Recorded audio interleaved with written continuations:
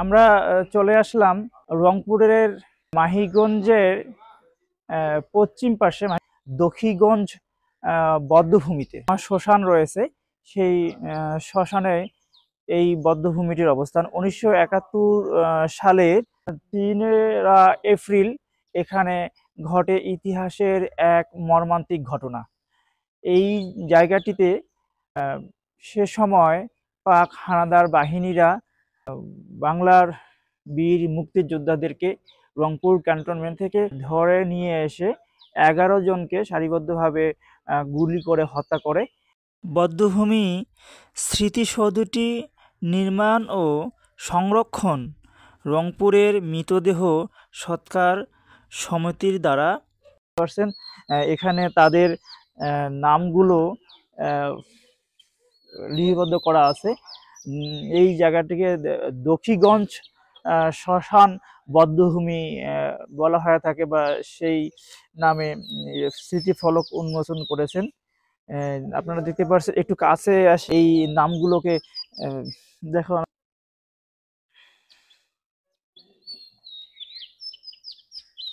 এখানে এসে আমার যেমন ইতিহাস জাগ্রত হলো, মনটা ব্যথায় ভারাক্রান্ত হয়ে গেল, ঠিক এর সাথে সাথে শ্মশান কর্তৃপক্ষ যে এই বধ্যভূমিটির স্মৃতিফলকটিকে সুন্দর করে সাজিয়ে গুছিয়ে রাখছেন বা তাদের সম্মানার্থে জায়গাটিকে খুব সুন্দরভাবে সংরক্ষণ করছেন, সেটা দেখে খুব ভালো লাগলো।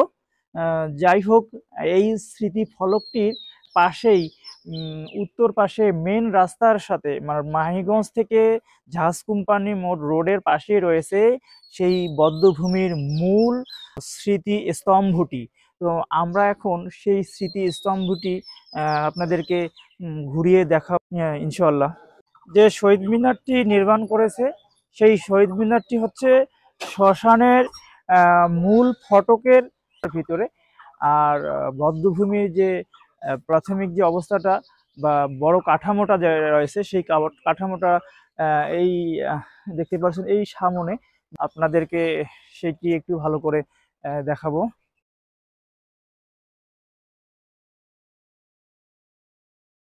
সামনটায় এখন আপনারা দেখতে পাচ্ছেন যে কতটা ঝাড় জঙ্গল রয়েছে। এগুলো সম্ভবত ভাঙের গাছ। এই জায়গাটিতে মানুষ খুব একটা আসে না, সেজন্য সেরকম পরিষ্কার করা নেই।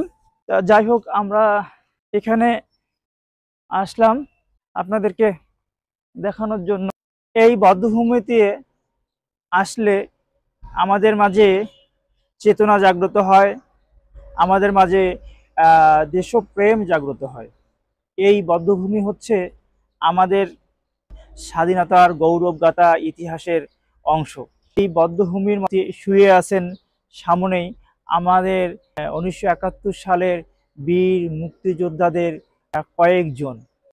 ইতিহাস থেকে আমরা জানতে পারি যে এখানে 11 জনের কবর রয়েছে বা এখানে 11 জনকে পাক হানাদার বাহিনীরা গুলি করে হত্যা করেছে।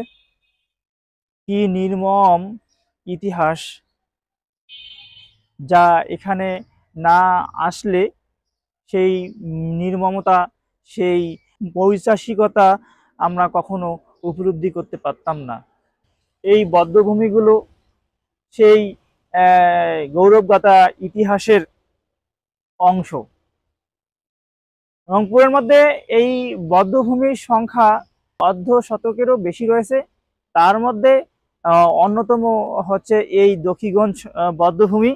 এই বধ্যভূমিটি একটি সংরক্ষিত এলাকার মধ্যে রয়েছে এবং আরও অনেক বধ্যভূমি রয়েছে যেগুলো সংরক্ষণ করা হয়নি, অযত্নে অবহেলায় পড়ে রয়েছে সেই বধ্যভূমিগুলো। মানুষের যদি ইতিহাস সংরক্ষণের গুরুত্ব না পায় তাহলে আমাদের ইতিহাসগুলো সংরক্ষিত হবে না, সেই শহীদদের প্রতি সম্মানও প্রদর্শন করা হবে না।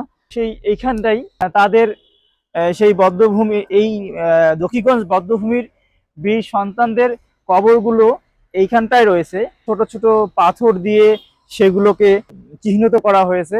এখানে রয়েছে শিখ সামন্তার এই তাদের কবরগুলো রয়েছে।